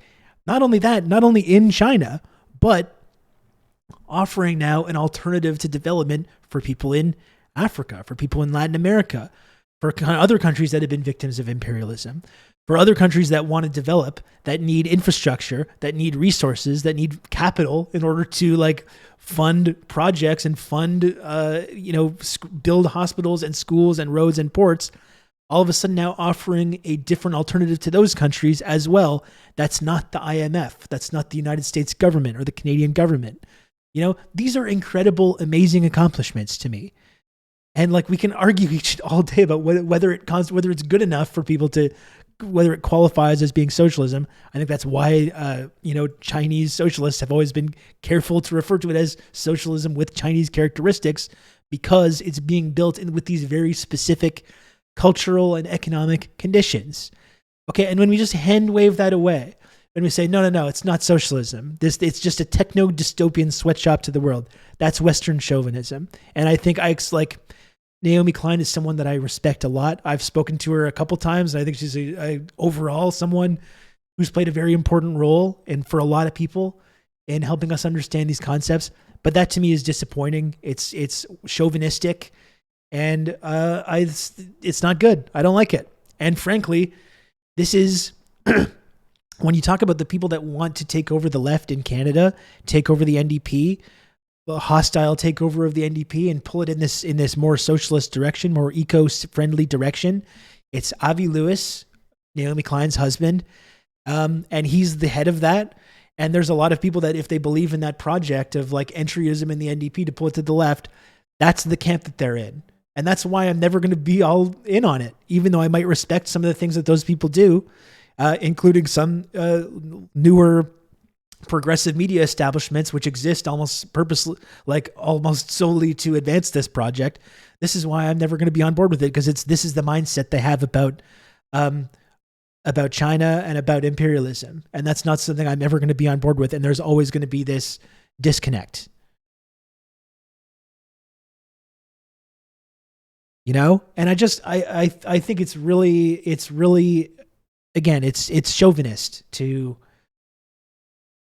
look at China over the last several decades, to look at all the amazing accomplishments, again, under those conditions that I'm describing, under the intense pressure of Western imperialism and all the contradictions and all the really like the degree of difficulty with which these people had to work with in order to build socialism. And to look at all those amazing accomplishments and just be like, no, it's not socialism. No. We should be supporting, we need to have left-wing protests that support the COVID lockdown protesters in China.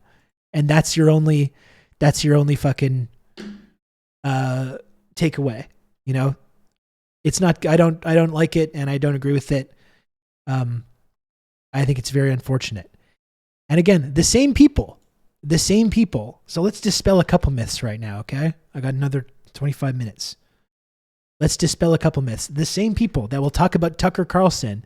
And what do they say about Tucker Carlson? He's a white nationalist. He's a fascist. Don't ever go on Tucker. Don't ever go on Fox News. They're terrible. Well, guess what? Naomi should probably go on Tucker Carlson because they happen to 100% agree on this subject. In April of this year, the Chinese government shut down Shanghai. Shanghai is the largest city in China. It's one of the biggest cities in the world. Shanghai has a population 3 times that of New York City, 25 million people. And all of those people, all 25 million, are now suffering indefinite lockdown. Shanghai is the largest prison camp in human history. So why is the Chinese government doing this to its biggest city? Well, perhaps it's because they are trying to avoid letting millions of people contract a potentially deadly illness. Perhaps that's why.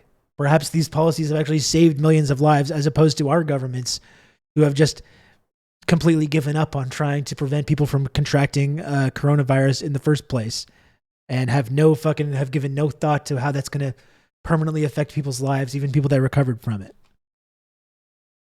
Yeah, they all want COVID to spread like fucking brush fire in China, just like that guy from Raw's Story that we talked about yesterday. He's literally, China's overpopulated. It was a blessing. Literally just like, not only like racism, but eugenics as well. And this is bipartisan with liberals and the right and Tucker Carlson. No honest person believes it has anything to do with public health, because it doesn't, provably. As of Sunday, yesterday. What do you mean provably? How does it provably not have anything to do with public health when we look at their infection rates and death rates and how they're significantly lower than ours? I think it has provably has had an impact on public health, Tucker. I don't know if that's accurate.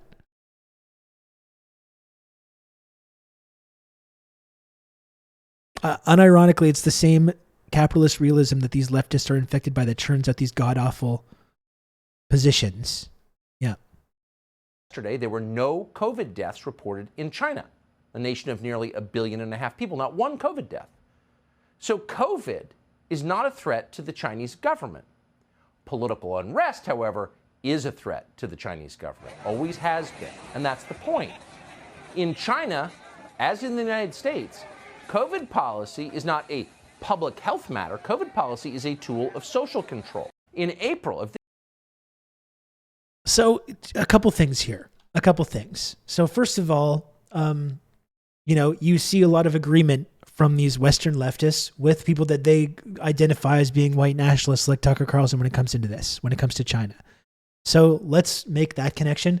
Let's also dispel ourselves of this fucking stupid, idiotic notion that I don't know how anyone ever believed this, that Tucker Carlson is some kind of like based anti-imperialist. Like, can we fucking give up on this idea? This whole like MAGA communist crowd that thinks that Tucker's positions on like Russia and Ukraine, or his certain criticisms of the deep state or the foreign policy establishment in the United States means that he's some kind of ally, or the people on the right are some kind of ally. Like, people actually fucking believe this. This is the whole argument that Glenn Greenwald gives when talking to Tucker Carlson and defending his like ability to do this. You know, well, he has better take. He'll only talk about Russia and Ukraine. He'll only talk about the security state, and these other liberals like Rachel Maddow won't. And that's the thing, is that people like Tucker Carlson, people on the right, they're not right-wing anti-imperialists. They're not isolationists. What they want is to pivot into a direct confrontation with China. And what they want to do as well is to separate China and Russia as an alliance, because the Russian-China alliance, that is the threat to American military and economic hegemony around the world. They want to split Russia off from China. They want to bring Russia back into America's camp and pivot towards China so they can contain them and openly confront them. That's what they want. That's what Tucker Carlson wants. That's what these right-wing guys want.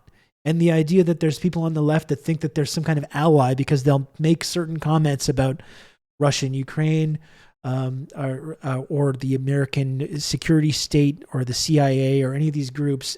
Tucker Carlson, also someone who was implicated with the CIA in his early career and didn't pursue any of that. Didn't pursue any of the CIA career that he once wanted to, quote unquote. But let's not pretend people like Tucker Carlson are going to be allies in this, or going to be anti-imperialists or whatever. You know, it's idiotic. And people like Tucker Carlson just want to pivot. They want to pivot from America's focus from Russia to China. It's 10 minutes long, and it's a year old, but still a great resource. Do I have time for this? I think I do. While we're talking about this, we might as well do it. Thank you, Subversive History. Subversive, do you want to call you Johnny? Is Johnny your real name, or was that another pseudonym? I feel weird saying Subversive History all the time. Tucker Carlson is a longtime conservative political commentator from the United States. He co-founded the far-right news and opinion website, The Daily Caller, and has been the host of Tucker Carlson Tonight on Fox News since 2016, which is currently the most watched cable news show in the U.S. Carlson is known for vocally supporting President Trump, offering a nationalist, populist approach to Republican politics. Carlson is also a racist. It is public knowledge that he has a history of racism toward black people, Iraqis, and Afghans. In spite of his racism, Carlson has cultivated an image of... Yeah, Squatch, I saw your post about that in the Discord about Rachel Maddow, friend of the show, Rachel Maddow, spitting some hot China takes. Well, that's the thing. Naomi Klein, Maddow, Biden, Tucker Carlson, they're all in agreement. They're all in agreement that we should be pursuing more hostility with China, and we should not have any cooperation with China. We certainly shouldn't be praising China or trying to learn from it in any way. All agree. There's widespread agreement across the ideological spectrum about this. Being balanced, which to me would make me reevaluate some things, but it apparently doesn't have that effect on people. Neutral on the issue of race, portraying the so-called radical left as the true racists. In his rhetoric, these conspirators push racial separatism to keep everyone in line. The left is now telling you and demanding that you believe that anyone who supports Donald Trump is a white supremacist and must be destroyed. Now, they're telling you that for political reasons. This is election season, obviously, and they want more political power. But there are other reasons, too, that they're saying this. Ever wonder why rich people seem the most hysterical on the subject? Ever notice that it's the highest paid people on television who are the most determined to convince you that white supremacy is America's biggest problem? Why is that? Simple. Every minute you're angry about race is a minute you're not thinking about class, which, of course, is the real divide in this country. Oh, this Tucker plays really into the cares rhetoric about that. he's most known for, his economic populism. Carlson criticizes capitalist monopolies like Amazon, condemning them for exploitation of their employees. He attacks the pharmaceutical industry for being complicit in the devastation of rural communities by the opioid epidemic. During the COVID-19 pandemic, He is focused on exposing to his viewers how big capitalists have become rich through record profits while everyone else suffers. Here's another idea. Why not make the people who benefited the most from the lockdown, people who've encouraged them from day one, pay for the effects of those lockdowns? Carlson's use of seemingly anti-capitalist rhetoric has led some liberals to praise him, even describing him as a leftist. But Carlson's bourgeois bashing is not out of line with the rest of his politics, including his racism. As mentioned, he argues that addressing racism at all is part of a conspiracy to obscure exploitation. He portrays anti-racists as part of a grand conspiracy to distract people, claiming that the far right are the only true opposition, while the left... What do you think would cause such a heel turn in someone like Klein? Again, tampon taste tester. I mentioned this yesterday, but I understand to an extent why people on the left were skeptical about China and whether China was really engaged in building socialism. I understand how they were skeptical about that in the 90s and early 2000s. Because it wasn't clear at all. It was not clear at all. Even a friend of the stream, our boy Michael Parenti, even he was quite skeptical about this, and viewed China as just being like basically a socialist aesthetics, but had fully committed to being sort of a Western comprador state. I understand how there was skepticism about that at one time, but to me, I think it's the events of the last 15 years or so, especially. And the way that you see China has developed more, the way you see them pressing the socialism button more and swinging the pendulum back to the left and starting to rein in some of the capitalist excesses, I think is important. I think just in terms of the COVID-0 policy, in and of itself will tell you if you think Chinese capitalists or not. If China was capitalist, they would not be enacting these policies to protect millions of their citizens from contracting this illness, and they would not be slowing down the global supply chain by enacting these policies, and they would not be pissing off their like Western corporate partners who just want this never-ending flow of goods into their country, right? If just the very fact that on a top-down level they're making decisions to protect people's health rather than grow their economy or grow the global economy should be indication enough that even if you want to describe it as capitalism, it's not the same. It's not the same system what we have here. It's not. It's a different set of priorities and values, and in this case, they're prioritizing people's health over the profits of the Chinese capitalists that have benefited from this, or their Western capitalist partners. You know, and you don't have to think that they're perfect or fetishize them or think that everything they do is great or that's an example of perfect socialism having been built. Even people in China would readily admit that it is not that. They're still, decades away from where they want to be. They're on it. They're in a process, though. And to me, and to people that I've been, I think, paying attention to this over the last 10, 15 years, you can see that process starting to bear fruit. And you're starting to see, oh, I see what they're doing now. I see why they made these decisions, which in the 80s or 90s might have seemed less easy to understand, But I think people like Naomi, apparently, who just have a very strict mindset about this, that aren't kind of paying attention to this to the same extent, and still have this kind of paternalistic idea about China and whether it's engaged in building socialism or not. That's my stance. I don't think it's necessarily a heel turn, but I do think it's like someone that's really going to great lengths to avoid changing their previously held opinion on this. That would be my stance. Even at the height of its opening up to the West, it says a lot. It was able to reverse or turn the page on that method of development and prioritization of domestic policy in comparison to the West. Yeah, it does. It does. Let's continue this. Are the ruling class the status quo? This idea of big capitalists conspiring to use progressive politics to repress the radical right is not uncommon. In fact, the general approach of bashing capitalists, slandering socialists as controlled opposition, and arguing that national populists are the true opposition to both the international capitalist status quo and the socialist conspiracy, cast as two sides of the same coin, is most closely associated with a specific movement, fascism. Joseph Goebbels, the Third Reich Minister of Propaganda, had very similar rhetoric to Carlson on this front. Take this quote from Those Damned Nazis, published in 1923, for example.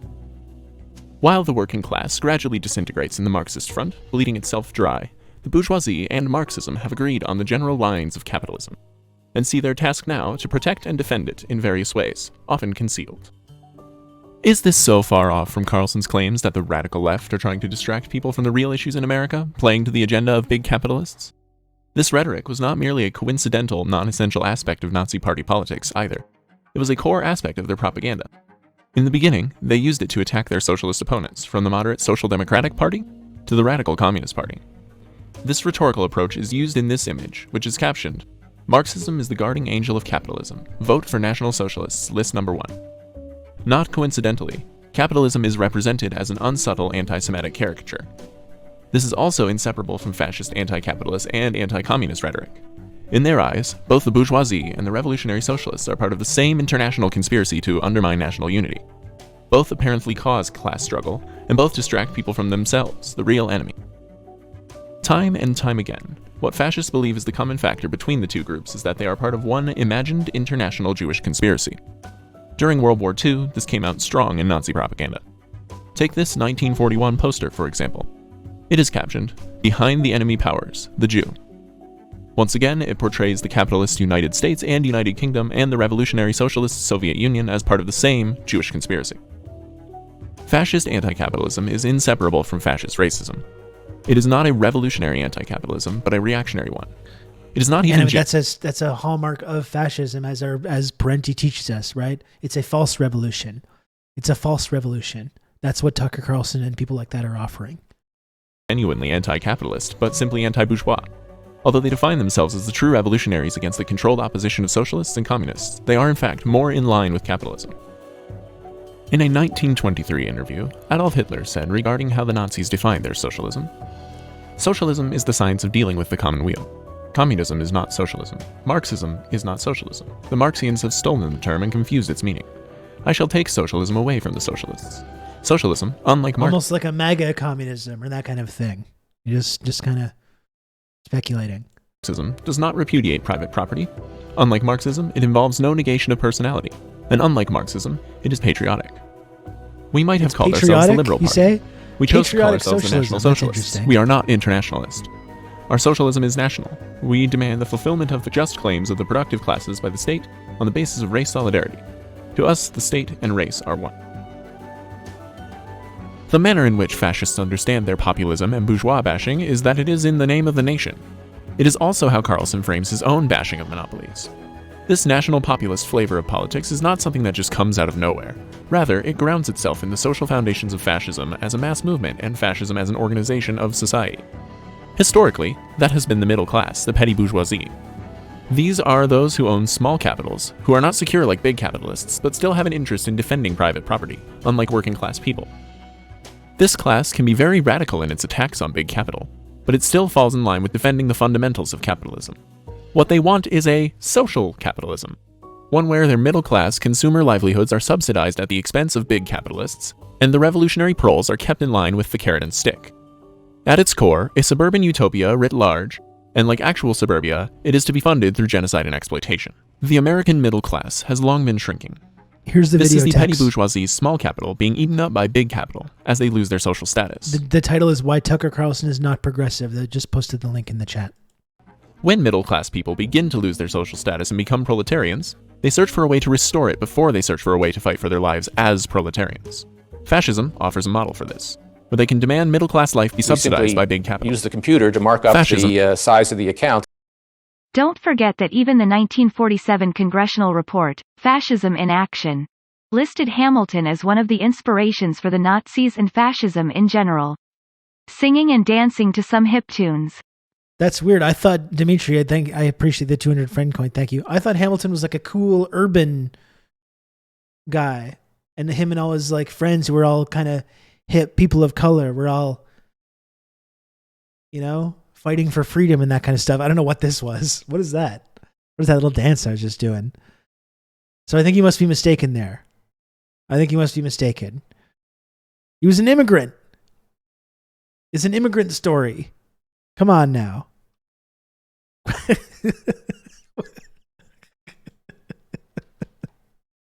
Yeah, I gotta go soon. Let's finish this. Has historically done this through the use of aggressive expansion and destruction of certain groups within a country, such as Jewish people, so that the remaining citizens can have the spoils. However, the fascist model is unsustainable, owing specifically to its extreme militarism.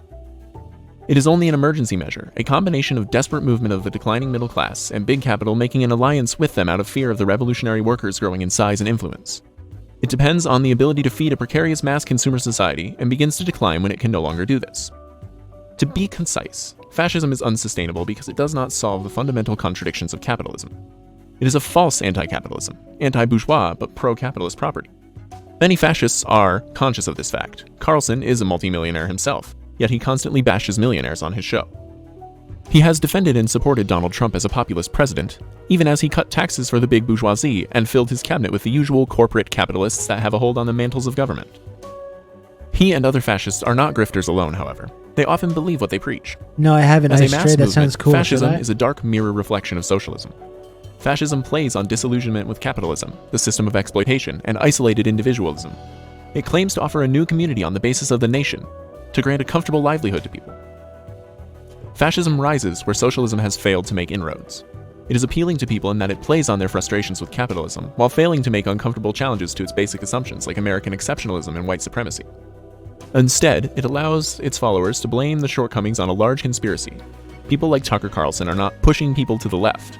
Rather, they are taking them down the path of fascism. Now, in the wake of unprecedented fascist putsch attempts, radical anti-fascism is desperately needed. Revolutionary socialists must expose the Okay, Lamport, this is an important point. I need to read or watch more about this topic, but I wouldn't straight up dismiss patriotic socialism, especially in developing countries that were subject to exploitation. Socialist movements use nationalism and patriotic identity widely to get rid of U.S. and West dependency. This is why we have to differentiate between nationalism in the imperial core and in the developing world, in the imperial periphery. These are different things. And you're absolutely right that in Vietnam, in Korea, in Latin America, in China, nationalism has been used as a tool to build socialism, absolutely, and to overthrow the shackles of colonialism. There's a big, big difference, though, between nationalism in the imperialist nations that are the ones doing the genocide and committing all these crimes and exploiting all these places versus nationalism in these places that are the victims of the exploitation. People, our patriotic socialist friends in Canada and the United States like to pretend that this is one and the same thing, but it's not the same thing. And in fact, I believe it was Kim Jong-un who it wasn't Kim Jong-un. It was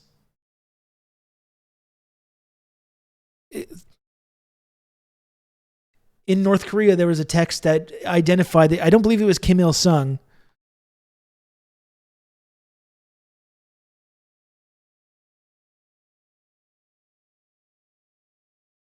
I think it was Kim Jong-il who wrote about nationalism.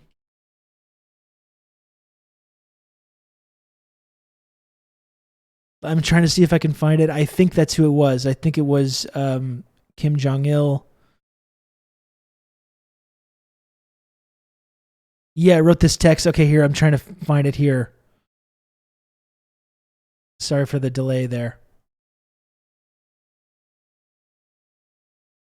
Wrote this book on having a correct understanding of nationalism, which you can see right here. And identified this exact problem. Right?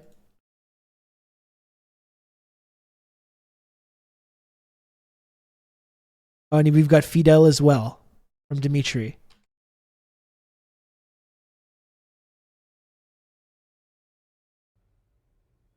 Si nosotros tenemos un día que renunciar a nuestra bandera que tanto amamos, renunciamos y ello hay que hacerlo en aras de la integración y la unidad política de América Latina. Para nosotros eso es un valor trascendente.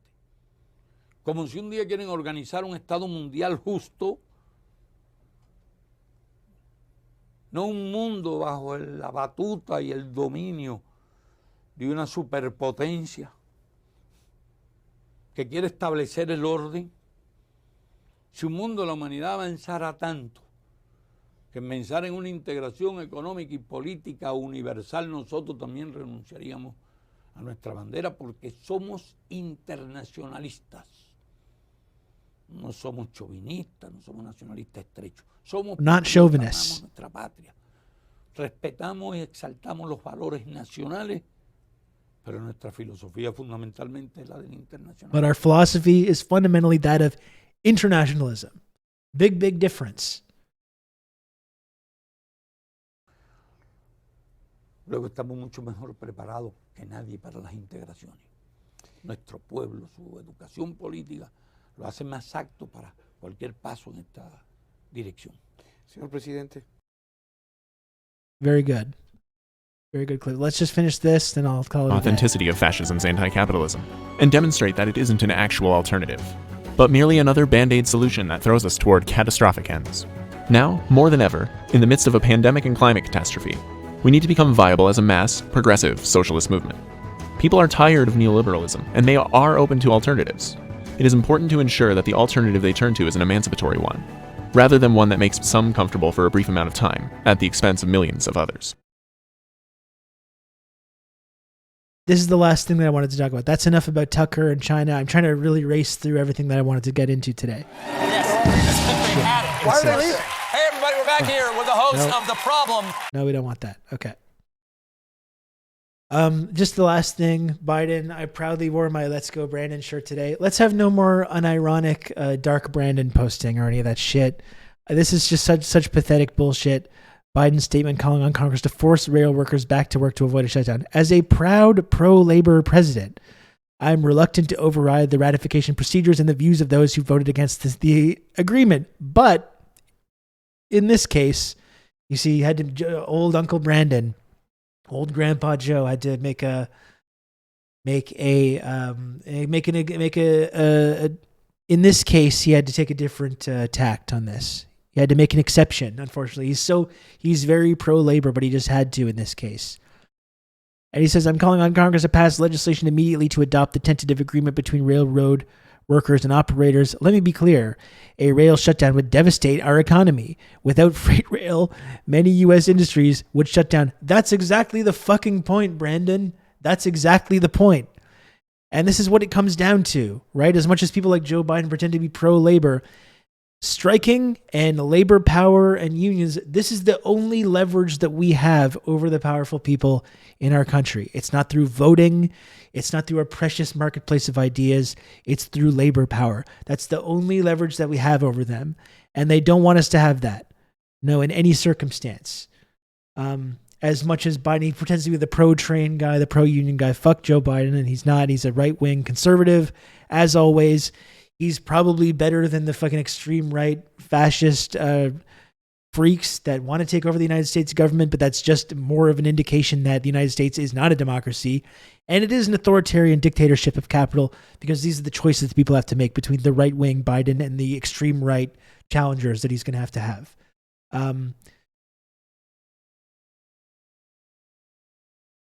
So important to keep that in mind. Anything else? I don't know. I should go. I got an appointment. I actually have to go to therapy in an hour, so I gotta leave in a couple minutes. But thank you for everyone for watching today. Again, if you want a few more minutes, if people want to subscribe to the channel, obviously that's much appreciated. I don't want to go into the big spiel about subscribing to the channel again. I already did that, but if you do enjoy the content, the only way that this content stays on the air on Twitch is through the generosity of this community and people subscribing to the channel. So if you've got $5, if you want to gift subscriptions to get into that elite tier of the friendship triangle system, if you want to gift a friend coin or tip or any of these number of different ways you contribute to the show, that's how you do it. You can count on me. You're going to have good old Rob to talk you through all this. I really, really appreciate it a lot. It's the only way that this show is able to stay on the air. We simply use the computer to mark up the size of the account. Where's my music here?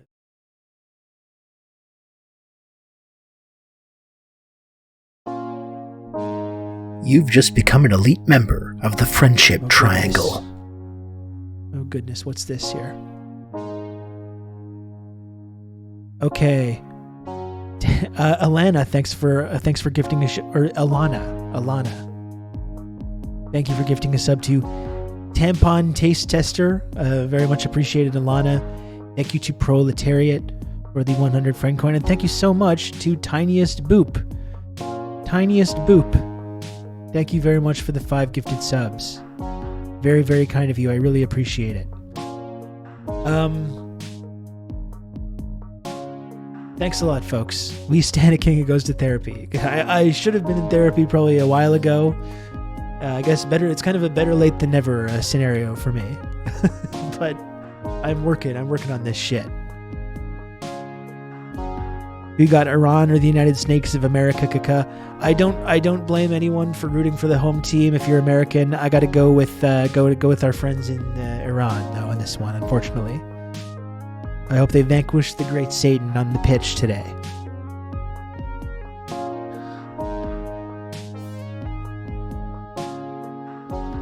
Yeah. If you can, you should go to therapy. This whole men would rather X than go to therapy has proven very true for me. I had a really rough last couple of years and was often in extreme denial about my mental state. And, you can only go on like that for so long before it starts to cause big problems in your life. And so I encourage people to go to therapy and try to deal with these things before the big problems happen. That would be my advice to you. Who are we rating here today? Before we start getting too into the personal story, the personal stuff there. We could raid. We got Gremlo. We got Dan Carter. We did yesterday. We got DJ Mule.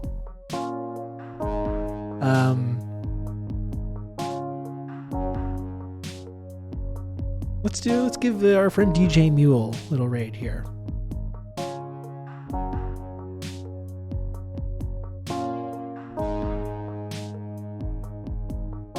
So thanks again for watching, folks. I will be back tomorrow. Again, I'm trying to do the stream more regularly. It's been hard for a number of reasons lately over the last couple of weeks and months, but I'll be back tomorrow. Get some fresh air away from the fumes. It's really overwhelming. Good stream for the 5 seconds I caught. Well, I'll be back tomorrow, Heroic Skeleton. Thanks for stopping by anyways.